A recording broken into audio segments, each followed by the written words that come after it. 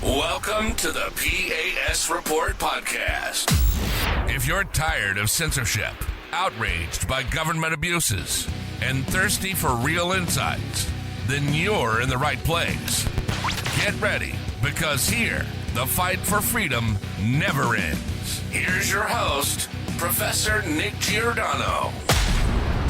Welcome, everyone, to the P.A.S. Report podcast. This is your host, Nick Giordano. Make sure that you follow and subscribe to the podcast so you don't miss an episode. Also, visit the P.A.S. Report website, pasreport.com, and share this episode with your family and friends.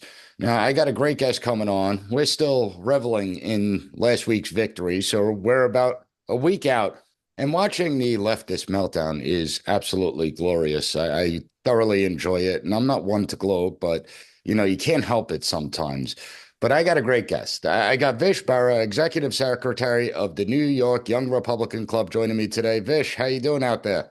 I'm doing great, Nick. I'm still reveling in this big win for America that took place last week. I mean, we got our guy in. It's a long, hard-fought victory, and it's really a decade in the making. So I'm really enjoying the fruits of our labor at the moment. As you should. I mean, and like you said, it was a resounding win. You have President Trump dominating the Electoral College. He won the popular vote. He actually won the majority of the popular vote. And a lot of Americans don't know the last time a Republican won the majority of the popular vote was actually 1988 with George H.W. Bush, not 2004 with George W. Bush. And we look at it. Trump increased his voter turnout amongst blacks, amongst Hispanics, amongst women, pretty much every single demographic you could think of. What are your thoughts on that? Well, it's really a historical realignment of our electorate, right? Donald Trump, through his politics, through the agenda, through the policies, has managed to appeal to and turn out at the end of the day a brand new set of voters who the GOP dreamed of. You know, back in 2012, they were their autopsy that they did after the Romney loss. You know, they basically said we have to go and get, you know, Hispanic votes essentially to grow our base. But the way that they said to go and do that was completely wrong. And Donald Trump is the one who proved that. And not only did Donald Trump show how you actually appeal to Latino voters, he also showed how you appeal to all these different disparate groups that have never traditionally voted Republican before. It's a historic realignment. It's going to determine the politics of our next 10 to 20 years at a minimum. You know, the Democrats are on their back foot with this victory, too, because it's such a resounding mandate on so many levels. It's not just their policies that were rejected. It's not just the candidates they put up that were rejected, but it's their ideas, their ethos. Everything that they're about has been rejected, and they are in real danger of being banished to being a regional party on the coasts if they don't get their act together and address their real political and electoral issues. Well, you've been watching for the last week, and it seems that Democrats have no ability to self-reflect, Democrats and the media as well, where a lot of them just keep doubling down instead of talking about maybe we're a little bit out of touch and we need to refine our policies. Instead, they're saying that black males hate women and that they're racist, and you have Hispanics that also hate women.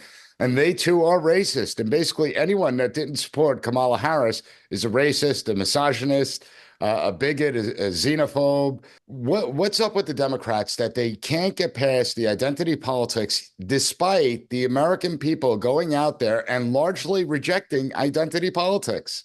Well, the problem with that is that they have really no ideas left to run on, right? To grow into, or to take their movement into, right? And so since they've run out of ideas, they've run out of gas in terms of where they can intellectually go to take their movement, that's now translating in basically their inability to self-reflect because they need massive change on their side, right? What actually the more dangerous argument I think that you're seeing now is that a lot of these media types, a lot of these Democrat types are saying, well, we don't have a media machine that's alternative the word that could be considered an alternative that competes with the right wing. And, we don't have a feminist version of Joe Rogan, right? Like that's what these people are saying is the real But the problem. idiocy of that is they had Joe Rogan until they shamed him. Right, exactly. They did, and they ostracized him by being crazy. He may not be on our side, not yet, but yes, we do have the systems that take a Joe Rogan to become more on our side as time goes on. But the idea is first he was ostracized by them. That was the initiating moment where they lost their Joe Rogan, right? And so they need to understand that that's what happened. And what's really happening is that people en masse are rejecting their ideas, right? And they're rejecting the Democrats' ideas. They're feeling ostracized first by the Democrats because they believe that the Democrats are somewhere else on ideas and on everyday issues, so that they feel left out. And they're deciding to go with more reasonable people like Republicans, like Donald Trump and his ideas and his policies. And so the fact of the matter is their ideas are the problem. Their content is the problem. It's not their media distribution systems. They have the most sophisticated media systems in the world, right? They have CNN. They have millions of billions of dollars to spend behind that and put behind that. That's not their problem. Their media systems aren't their problem. It's their content. It's their ideas. And in order to address that, they need to really, really, really look in the mirror and be honest. And for a lot of people, that is really, really hard in general on a political level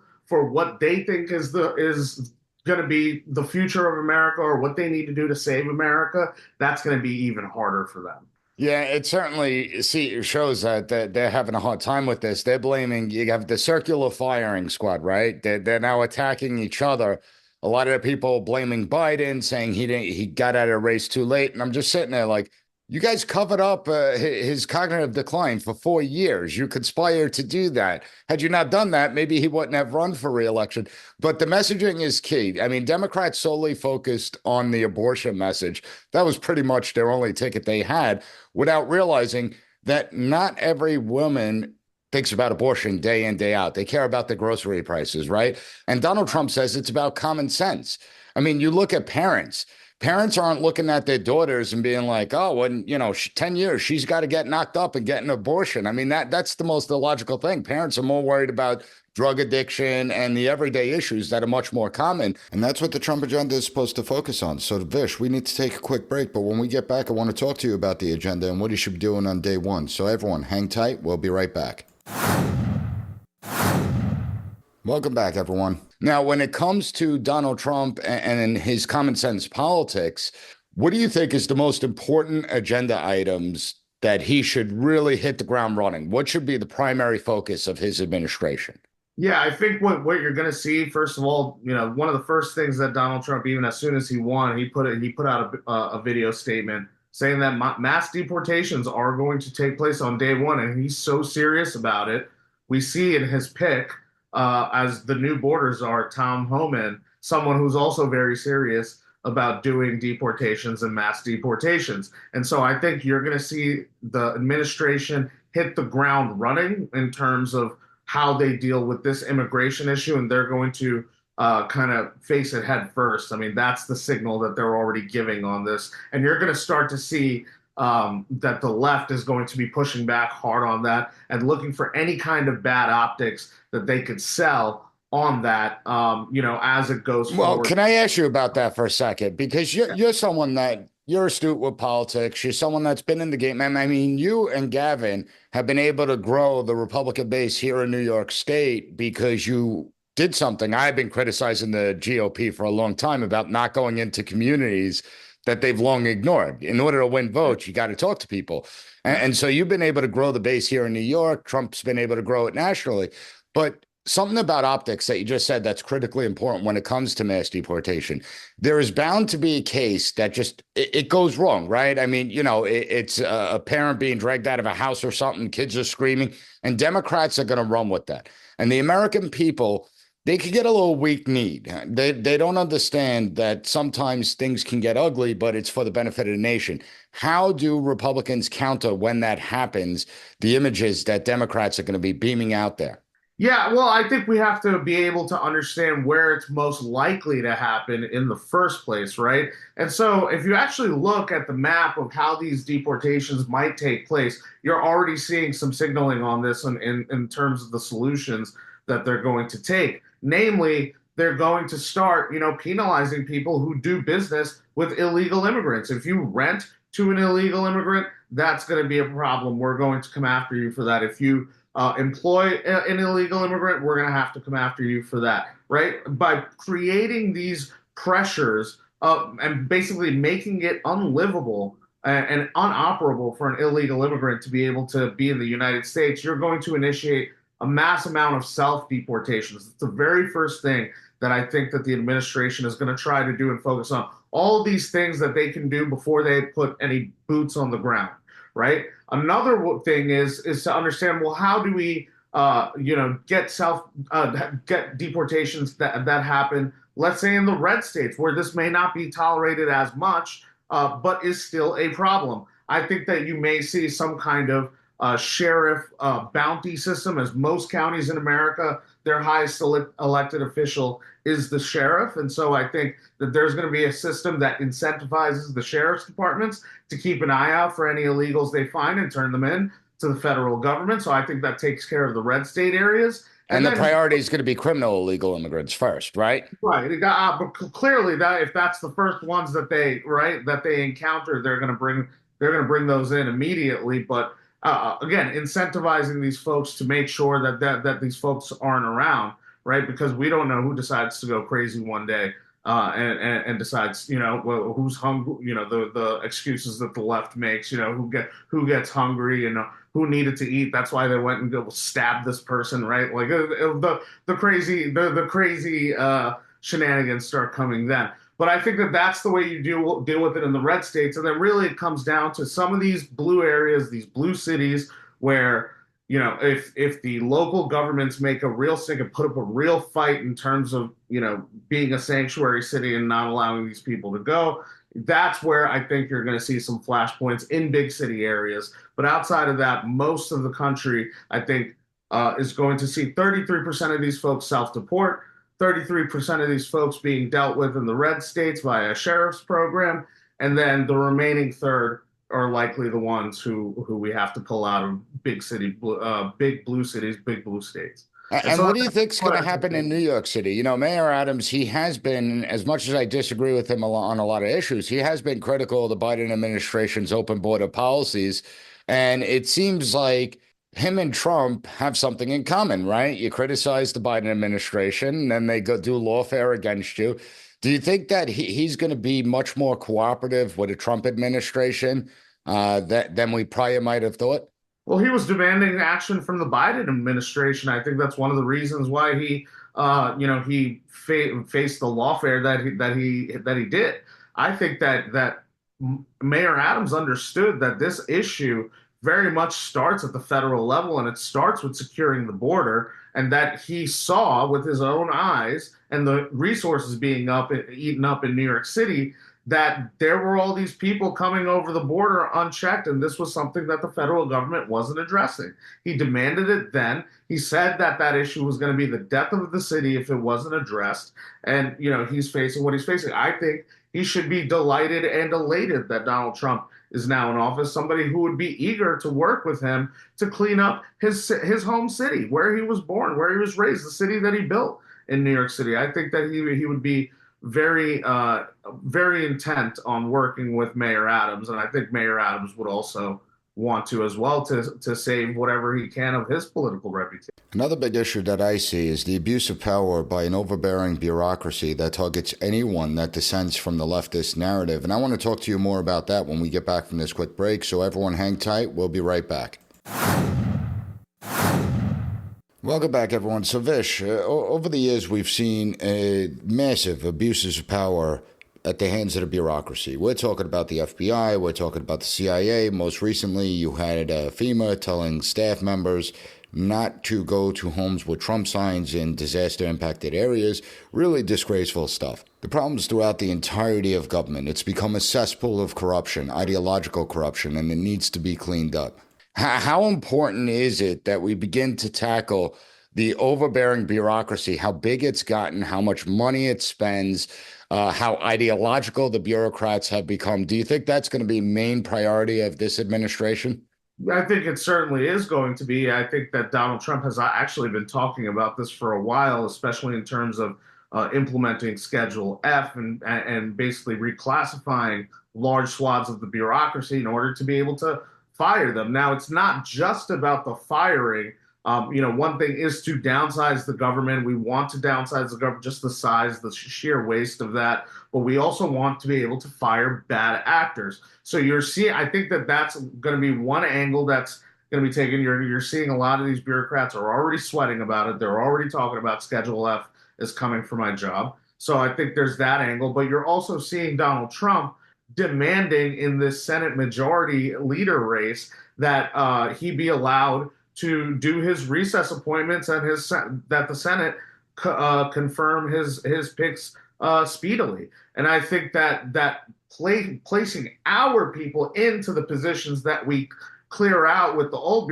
bureaucrats is just as important. And you're seeing Donald Trump take both actions simultaneously in this true two-prong approach. I think what that says is that he is very serious about not just dismantling the deep state that looks to stand against him and thwart his agenda, but also put in our guys as quickly as possible to execute his agenda using the whatever we decide to leave in those bureaucracies. And the first Trump administration, I mean, obviously his eyes weren't wide open to the absolute cesspool that government has become and how people within the bureaucracy work to undermine him. So I think this second term, he's going to be going in with his eyes open. He knows the drill now. He knows how those bureaucrats operate. But at the same time, one of the things that concerns me is the Republican Party itself. So we've seen Republicans take over the Senate, and we're poised to get the House as well, it looks like. You're someone that used to be a congressional staffer. You worked for Congressman Matt Gaetz. How concerned are you with the Republicans, particularly in the Senate, especially the Mitch McConnell types, where he is completely undermining the Senate majority leader race by calling an early vote, and he wants it to be through secret ballot to try and prevent Senator Rick Scott from getting the majority leader spot? Look, I think that one thing when we like to think about victory and having, gotten the mandate, the popular mandate here for Donald Trump's agenda, we want to revel in that victory. We want to enjoy the fruits of that labor. But the fact of the matter is the labor is not over.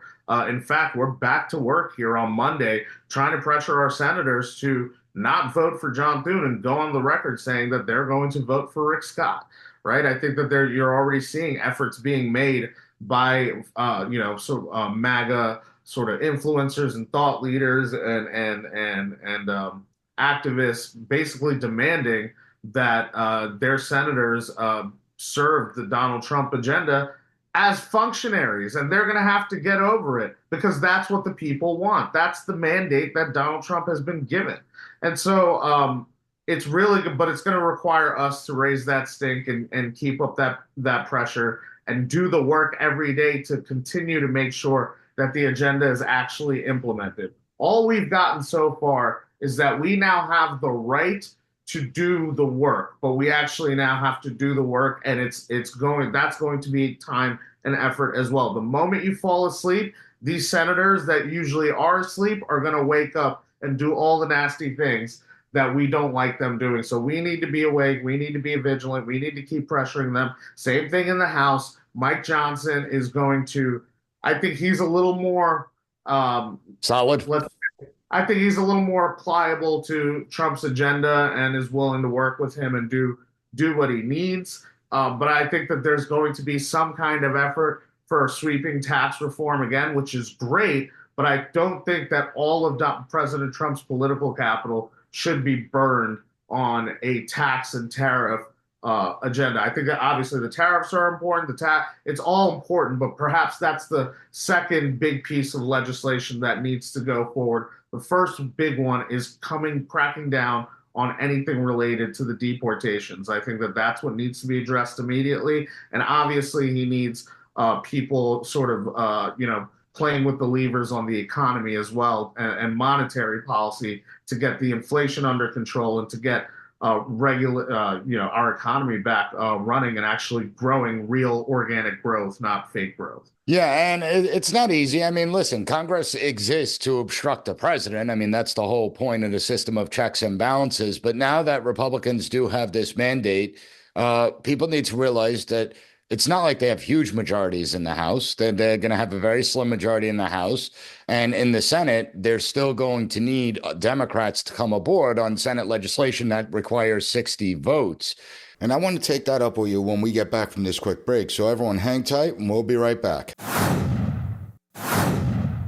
Welcome back, everyone. So Vish, do you think that Republicans and Democrats, at least some normal Democrats, may be able to see the light and work together? Because when it comes to President Trump, he's openly stated everything is negotiable, is it not? Yes, and I think that Donald Trump is a pragmatic deal maker, a technocrat. I think that he will do whatever is necessary to get most of, I think, his agenda passed, right? I think that he's got a team around him who's going to make sure that those key things that really the movement wants, they get. If there are some things that, we'll have to also give the Democrats, I think that Donald Trump will be an astute deal maker in that process, and the people around him will be. But I think that he's going to need to lead on pretty much all of these issues. I think him and his team need to be the ones that are constantly setting the tone, constantly setting the agenda, constantly setting what the actual negotiating position is first. And I think as long as they do that, we'll be able to get what we want and more of what we want passed forward, especially if it shows that we're eager to fix the problems in America. The people will see that. We'll make sure that the people see that. And they'll know that at the end of the day, the only people who are obstructing this agenda are those who are going to who are eventually going to show themselves, when push comes to shove in these fights, right? And so again, our first real test here is the Senate Majority Leader race. I think, and by the way, I don't think John Thune has any special ability to get Democrats on board with any future legislation that they might, try to pass. I think that Rick Scott will do just a fine job at that. He's not some crazy loony right winger or anything like that. That's not what's at issue here. It's really about who is more inclined to shake up the status quo in D.C. and who's more inclined to do business as usual in D.C. And I think John Thune and John Cornyn are both business as usual types. I think Rick Scott has a special talent to shake things up and to make things work better for the future. Absolutely, especially fiscally. I mean, he is someone that believes in being bold. He is someone that recognizes the problems, not that we face in the immediate, but what we face 5 years, 10 years from now. And he wants to tackle some of those problems. And he is extremely pragmatic. And when you look at the Republicans as a whole, in 2016, Trump won the election. 2017, Trump comes into office. He had a Republican House, a Republican Senate, but many in the House would stymie his efforts, and the Senate would stymie his efforts. Do you think that Republicans finally learned something from that, and that they're looking to show that they could govern effectively and efficiently? I think that they had to learn the hard way that they needed to get on board, mainly because a lot of these people who were stymieing his progress in the House and Senate back in 2017 and 2018, et cetera, they're all gone now. And a lot of the people who are in Congress today owe their seats to a Donald Trump endorsement or Donald Trump support. And, a lot of these people came in seeking that endorsement. He has a lot more allies and advocates in the House and the Senate today than he does when he first came in. And he also has a rather sophisticated and broad external apparatus, of influencers and media and all sorts of people who know, activist organizations who know how to create the pressure on these people from the outside without him having to direct a single thing. So I think that that he is in a way better position to not only execute his agenda, but to have supporters executing his agenda inside the walls in DC, but also outside in the external ecosystem to help make it all happen. It is a different chessboard altogether when you compare 2017 and 2025 when it happens. It certainly is. And obviously, I'm looking forward to it after living 4 years under the Biden administration. It's going to be a much needed change, that's for sure. Now, the New York Young Republican Club has their 112th gala coming up. Steve Bannon's headlining it. Can you give the audience some information? Tell them the date it is, where they get the tickets and everything? Yeah, absolutely. So go to nyyrc.com to our events section. We have the links all posted there to the 112th annual gala that Steve Bannon will be headlining. They were also on Eventbrite, and you can certainly Google the event. It's going to be historic. It's our 112th gala. We've done this gala through pandemics, through world wars, through every sort of insane historical event in America, and we were also key in helping Donald Trump make progress and boost his chances at victory here in New York when he was spending time here in New York. And so we're very proud to be a part of that victory. We're very happy that he came last year to our gala at the 111th gala. We hope that he can make it to the 112th. And if that happens, it's going to be another historic night. They always tend to be historic nights, a great time for the MAGA movement in the middle of New York City. It will be December 15th, starting, I think, at 6 p.m. at Cipriani Wall Street. Make sure to get your tickets today. We still have plenty, but they will be sold out. This gala is always sold out. We're expecting about 1,000 people of MAGA's greatest and boldest descending upon Manhattan around holiday time in December. So we'd love for you to be there. Check us out. Well, it's definitely fitting, especially considering that Trump was able to increase his vote share in Manhattan and Brooklyn, Queens, and the Bronx by double digits. And you do see that New York may be changing. And a lot of it does go to the work that the New York Young Republicans have done, as well as other Republican organizations. But you guys have done a fantastic job. We're going to have links up at the PAS Report website to the event, PASreport.com. So check it out. Vish, thank you so much for joining me. I really enjoyed the conversation. Thanks a lot for having me, Nick. I'll be back anytime you need me. Thank you for listening to the P.A.S. Report. Don't forget to rate, share, and hit that subscribe button. That way you'll never miss an episode. For more exclusive content and updates, visit us at PASreport.com and follow Professor Giordano on all social media platforms at P.A.S. Report.